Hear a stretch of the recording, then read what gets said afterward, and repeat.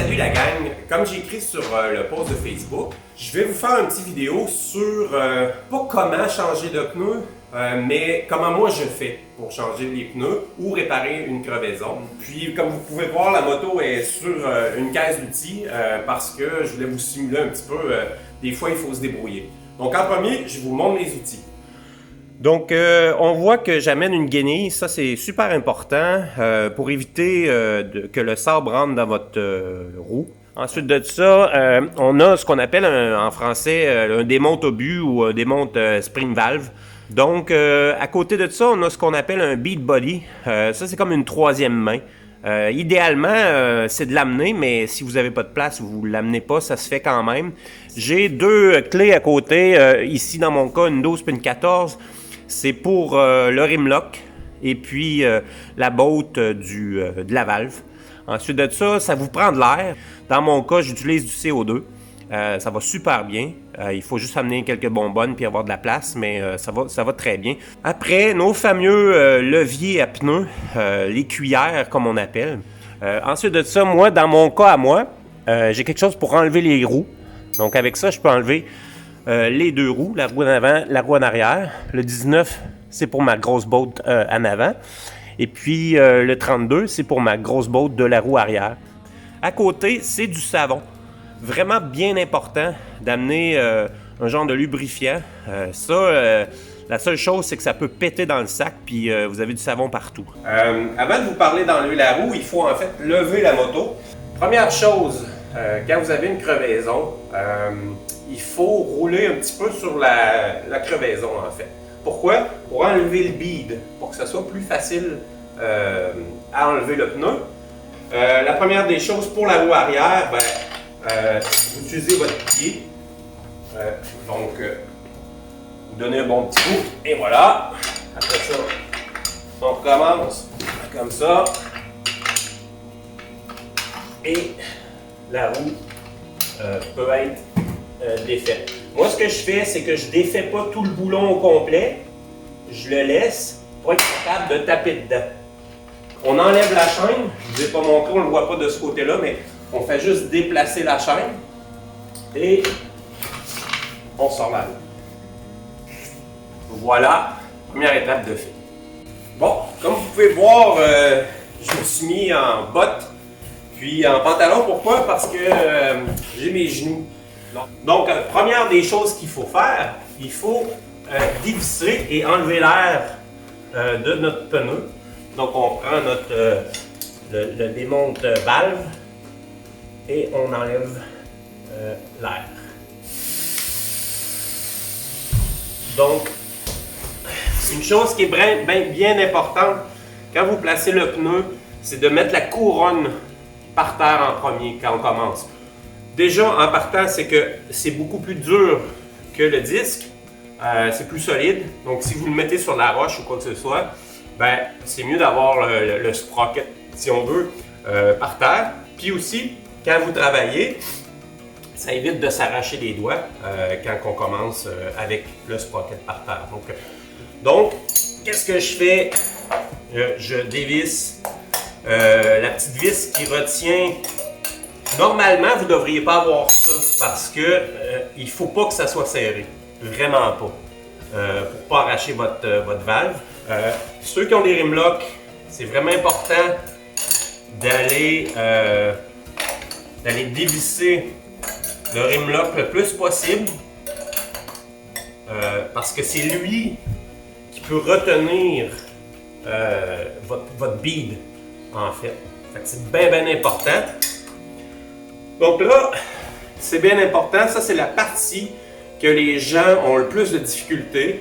Puis je dois vous avouer, les gros pneus d'aventurière, les 150 et plus, pas de tube pour enlever le beadlock, good luck.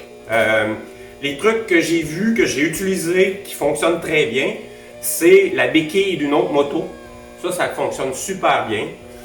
Mais c'est pas évident, les pneus sans tube, parce qu'ils sont faits pour justement que le bead il colle vraiment bien. Donc pour l'enlever, c'est extrêmement difficile. C'est pour ça que je vous disais au début de rouler un petit peu avec. Comme ça, le pneu il devrait il devrait aller. Mais roulez pas trop non plus parce que les pneus qui sont comme ça, sans tube, peuvent chauffer si vous roulez trop à plat. Donc, comment on fait pour enlever le bead? Il ne faut pas commencer, dans mon cas, par le bead lock ou la valve. Parce que là, vous allez appuyer d'un endroit qui est quand même dur au niveau du tube. Donc, il faut commencer à l'inverse. Donc, le truc de ça, je vais vous montrer en espérant que ça fonctionne. Donc, il faut appuyer d'un côté et de l'autre en même temps. Donc, ça donne, vous appuyez le bout du pied, comme ça, vous embarquez sur le pneu et vous appuyez avec le talon. Et voilà. Et là, il est défait. Donc, on répète de l'autre côté. Encore une fois, ça c'est une erreur des gens. Ils oublient d'enlever le bead de l'autre côté, puis ils forcent, puis les veines du cou leur pètent. C'est normal, le bead est là de l'autre côté aussi. Donc, il faut l'enlever. Même chose, on s'appuie. Comme il faut juste sur le pneu, il ne faut pas appuyer sur le rim, évidemment. Comme ça, on va chercher le talon. Et voilà. Un petit coup, le bead est fait. Et il est enlevé. Donc là, on a notre nœud par terre. Le secret dans tout ça, c'est vraiment où on va commencer. Si on commence au mauvais endroit, c'est là que ça va être difficile, c'est là qu'on va forcer. Donc mon truc à moi, je commence dans mon cas où il y a le rim lock. Si vous n'avez pas de rim lock, s'il n'y avait pas de rim lock sur cette là, je commencerai à côté de la valve. Donc je mets mes 2 cuillères et soit le rim lock, soit la valve. Et puis je commence comme ça et je finis alentour. Donc ça, c'est mon truc que j'ai toujours utilisé. Et puis, ça va très bien. Première des choses, on met de la lubrification pour enlever. La lubrification, souvent, on pense pour remettre le pneu, mais aussi, si on en met, le pneu va glisser et ça va être plus facile l'enlever. Donc, je commence avec la première cuillère à côté. Puis là, je vais aller mettre le genou sur le pneu ici. Ça va nous aider à ce que le pneu glisse mieux. Donc, je la mets à côté, donc comme ça.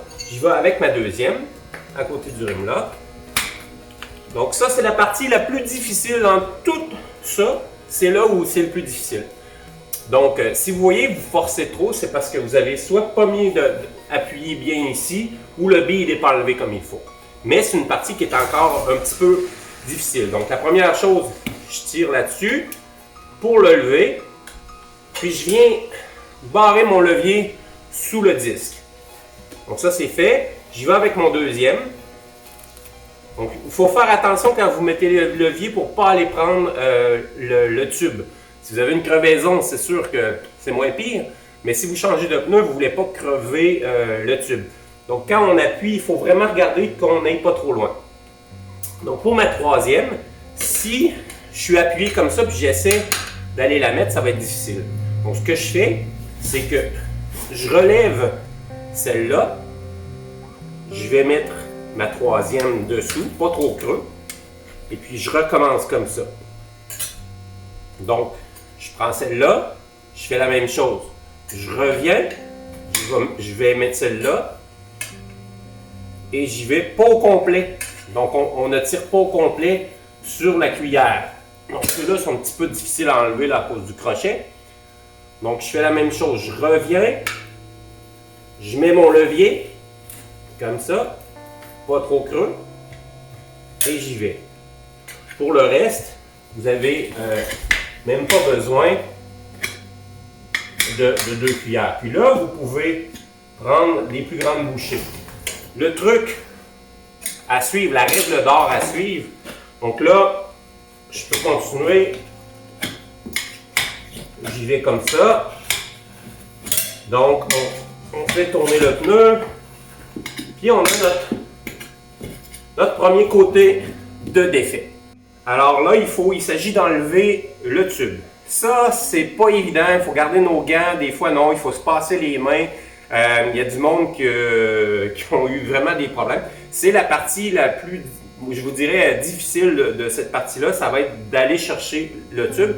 Pour ceux qui ont des tubes heavy duty, c'est vraiment difficile parce que le tube il est épais, il faut aller l'agripper puis le sortir. Donc, moi ce que je fais je finis toujours par la valve pour enlever le tube.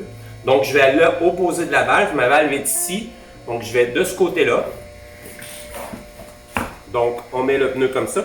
C'est là qu'il faut écarter le pneu comme il faut. Comme ça. Puis là, on se rentre la main et on agrippe le tube. Et puis là, on a agrippé. Puis là, j'ai un heavy duty, mais il est pas, c'est pas un 4 mm. Mais c'est un tube plus épais que normal. Donc c'est pour ça que c'est un petit peu plus difficile.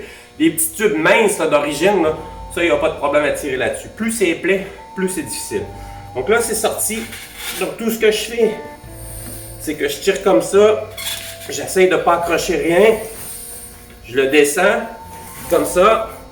On le descend jusque ma valve est là.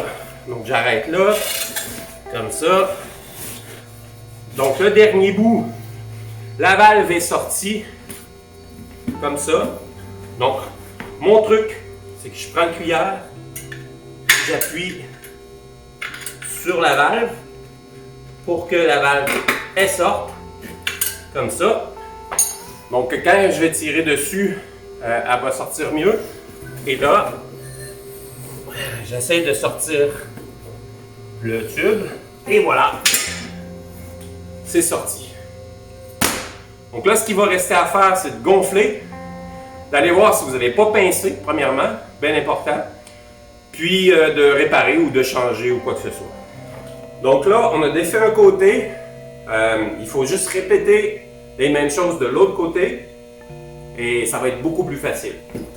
Donc on fait ça. Donc ce qu'on fait, on change de bord. On fait la même chose, c'est-à-dire qu'on commence encore une fois au gripster.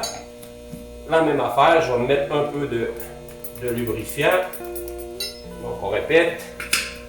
On met notre premier. On prend notre deuxième. Là c'est sûr que c'est beaucoup plus facile parce que et on n'a pas de tube à faire attention.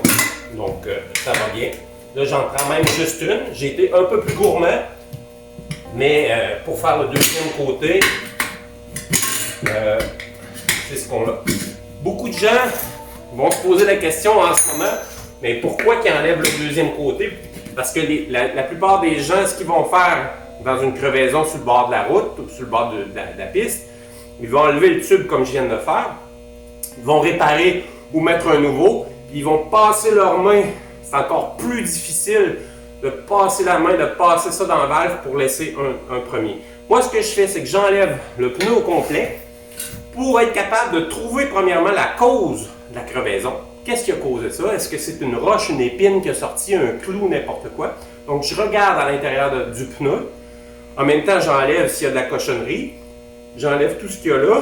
Donc, en comprenant la cause de la crevaison, vous ne ferez pas une autre crevaison 10 km plus loin. Puis je suis sûr qu'il y en a que ça rappelle quelque chose. C'est parce que vous aviez laissé la cause de la crevaison dans le pneu. Donc c'est pour ça que je l'enlève. C'est vraiment pas long. Vous avez vu, beaucoup plus facile que le premier côté. Donc j'y vais comme ça assez rapidement. Donc la seule chose qu'il faut faire attention quand on fait ça, c'est évidemment ne pas mettre trop de cochonnerie dans le pneu. Ensuite de ça, l'idée là-dedans, c'est d'enlever le pneu. Donc, vous faites comme ça, et puis quand, pour le pneu en avant, c'est beaucoup plus difficile. Le pneu en avant, vu qu'il est long, vous ne serez pas capable de le passer dedans comme ça. Donc, ce qu'on fait, c'est qu'on vient prendre notre levier comme ça, puis on appuie, et puis il va sortir facilement. Donc là, on enlève notre rime. On le met à un endroit, faites attention pour ne pas perdre les bearings. Et puis là, c'est la même chose, je vais vérifier. Je passe ma main à l'intérieur. C'est là que si vous avez un clou, faites attention parce que ça peut faire très mal. Donc, je vérifie qu'il n'y a pas rien. Et puis j'ai mon pneu. Dans beaucoup de cas, faites attention quand vous allez remonter le pneu pour suivre la flèche. On va remonter le pneu, je vais mettre de l'air dans mon tube, puis on remonte ça. On est rendu, on est soit sur le bord de la route, on faut remonter ça. Mais là, c'est là où beaucoup de gens ont remonté ça un peu à la hâte.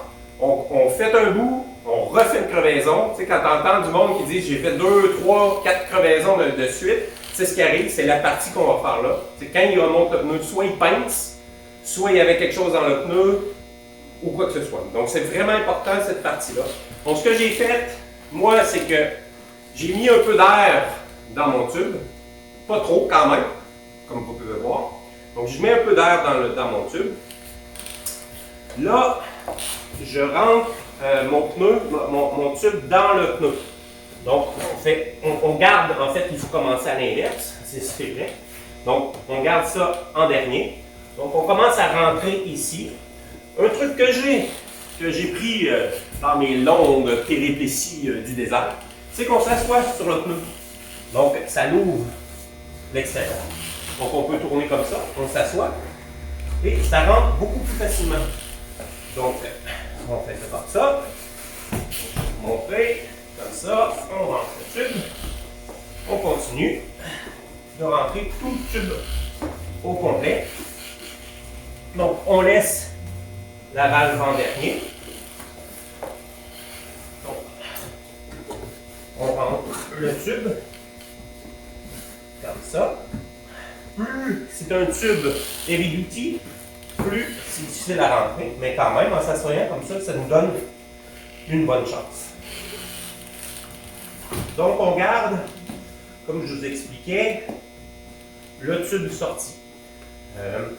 La raison, puis on essaie de pas trop le plier non plus. Là, j'ai laissé quand même pas mal d'air. On essaie de pas trop en laisser quand même, mais c'est pour qu'il donne la forme dans le pneu. Là, il faut voir comment on rentre le pneu. Donc, on met le pneu par terre, comme ça. C'est bien important. La valve devant nous. Dans mon cas, moi, j'ai un rimlock. Ça complique les choses un peu, mais c'est pas grave, c'est cette façon-là qu'il faut faire. Donc, on met le pneu devant nous, la valve devant. On met du lubrifiant, là, c'est important d'en mettre le plus possible. Donc, on met notre lubrifiant. Là, on s'est arrangé pour que le pneu tourne dans le bon sens.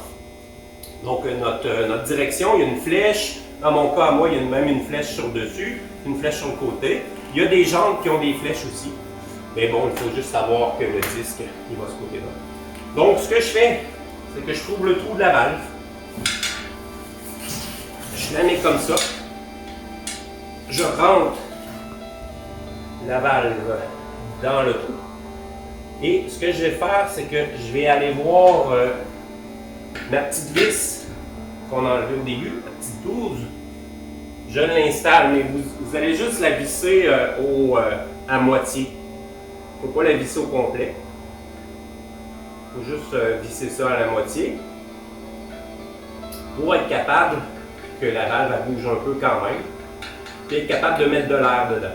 Parce que si vous la vissez juste un petit peu, soit votre pompe ou quoi que ce soit, vous ne serez pas capable de mettre de l'air. Donc là, vous rentrez.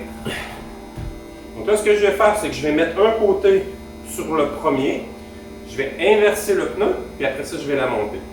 Donc, le truc que j'utilise, et puis aussi, c'est important d'aligner votre tube. Comme là, s'il est croche, il faut vraiment que le tube soit aligné déjà au départ. Quand c'est bien aligné, les amis, un petit lubrifiant, encore, n'ayez pas peur, c'est pas de la crème. Là, il faut faire quelque chose. Pour ça qu'il faut être bien appuyé. Il faut avoir des bottes. Ça, c'est mon truc à moi. On donne un petit coup sur le rim, puis il va rentrer. Donc, il y en a qui ont peur un peu de faire ça. Ça peut mettre des trucs dans le pneu. Sur ça, idéalement, qu'il n'y ait pas de sable ou de roche ou quoi que ce soit. Donc, on frappe ici. Donc, notre tube est aligné. Notre rimlock aussi. Donc, tout ce qu'on a à faire, c'est de donner un petit coup pour commencer à rentrer. Voyez-vous, ça l'a rentré un peu plus. j'y vais comme ça. Quand c'est rentré, je vous dirais à peu près la moitié. Là, vous tournez le pneu de côté. Et puis là, vous rentrez par l'intérieur. Je vais vous faire une vidéo un petit peu plus rapprochée. Et puis là, vous appuyez.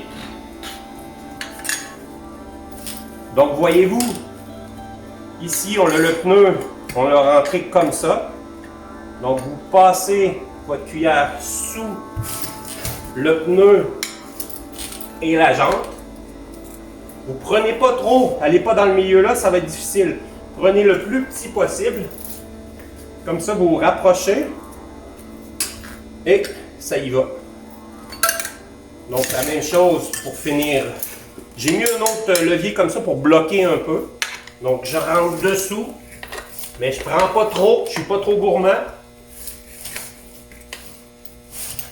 Donc, j'y vais à peu près comme ça.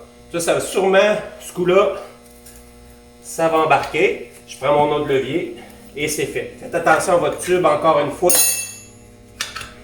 Pour vraiment s'assurer que le tube est bien rentré. Puis là, il nous reste ce côté-là. Donc, dernière étape, mais aussi une étape qui est assez difficile pour certains. C'est là où on peut percer notre tube, c'est là où on peut forcer, c'est là où on peut tout arracher puis les pitcher au bout de nos bras. Mais c'est une étape que si on prend la bonne manière, ça ne sera pas difficile. Donc, la première chose, c'est de lubrifier notre pneu. Plus on en met, mieux que c'est. Puis en passant, c'est de l'eau puis du savon que j'ai mis peut-être moitié-moitié. Donc, plus de savon que d'eau. Donc, la même chose que quand on démonte. Où on commence? Moi, je commence toujours à l'opposé de mon rimlock ou de ma valve. En passant, j'ai fait une erreur. On finit avec la couronne, le sprocket. Il aurait fallu finir de l'autre côté. Mais ça, c'est pas grave. On apprend en ayant des marques de sprocket sur les doigts. Donc, j'ai pas vérifié, j'ai pas fait attention. Mais idéalement, on finit de l'autre côté parce que c'est la même chose. Quand on va appuyer notre pneu par terre, ben, c'est le disque qui mange le coup. Donc, idéalement, c'est de l'autre côté. Mais bon, là, on va le faire comme ça. Donc, on commence. Je vais utiliser mon bead body pour ceux qui vont vouloir. Sinon, c'est juste de tenir le levier ici. Donc, comment on fait pour un bead body? On commence à l'opposé. Donc, on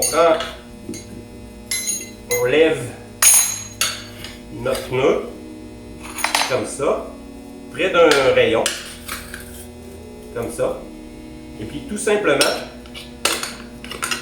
on met ce côté-là à l'intérieur du pneu, puis lui, il va l'accrocher sur un rayon. C'est tout. Donc, on voit que ça donne un espace. Puis là, je commence à remonter jusque de là à l'opposé de où j'ai choisi, donc à mon rimlock. Donc, voici un peu le secret des leviers.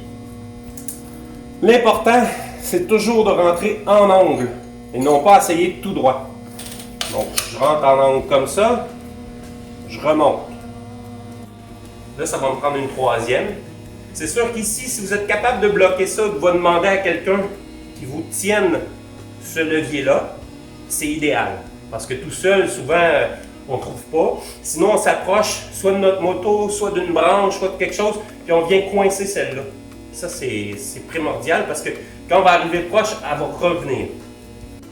Pour le deuxième, si je vois que ça ne passe pas comme ça, c'est trop difficile, je me donne un jeu, je passe dessous en angle et je viens remonter. Je fais ça comme ça. Dans mon cas, je change de main. Je reviens. Je passe en angle. Des fois, ça lâche comme ça. C'est pour ça qu'il ne faut pas revenir trop. Et je pousse. Donc, la même chose. Là, c'est sûr, avec le sprocket, c'est pas évident. Donc, je remonte comme ça. OK? Le plus important, je répète, si vous voyez que vous forcez, il ne faut pas forcer, c'est que le côté opposé doit être relevé. Donc, vous prenez soit un levier, et vous venez appuyer comme ça pour vraiment le peser. Vous prenez votre genou et là vous commencez à monter. Il ne faut vraiment pas que ce côté-là remonte pour votre dernier pied ici. Là, dans mon cas ici, quand on n'a pas rien pour l'appuyer, on va faire une petite acrobatie pour le dernier pied si on veut. Là, on rajoute de la lubrification. Ça va aller beaucoup mieux. Mon acrobatie, c'est que celui-là, il faut qu'il tienne. Donc, ce que je fais, c'est que je vais utiliser mon pied. Donc, quand on est flexible comme je suis rendu, ben, c'est un peu plus difficile. Donc, on le tient là.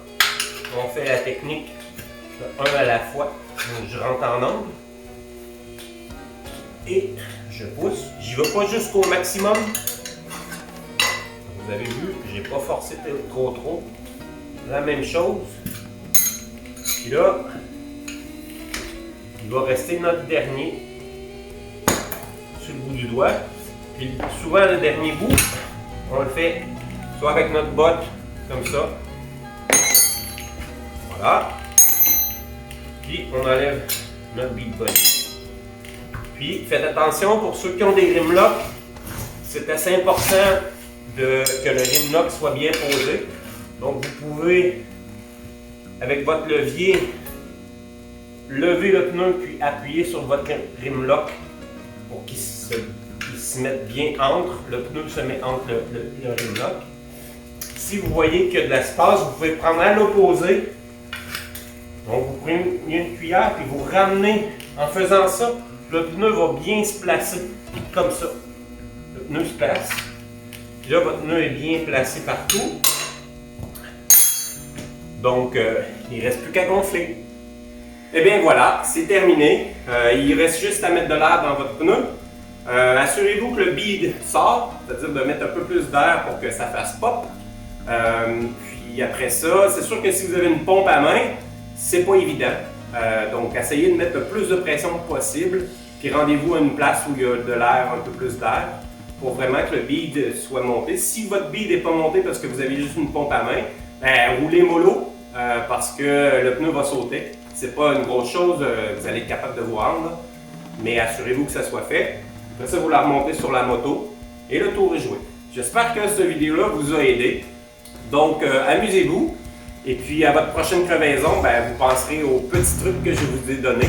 Puis, j'espère que vous avez aimé ça.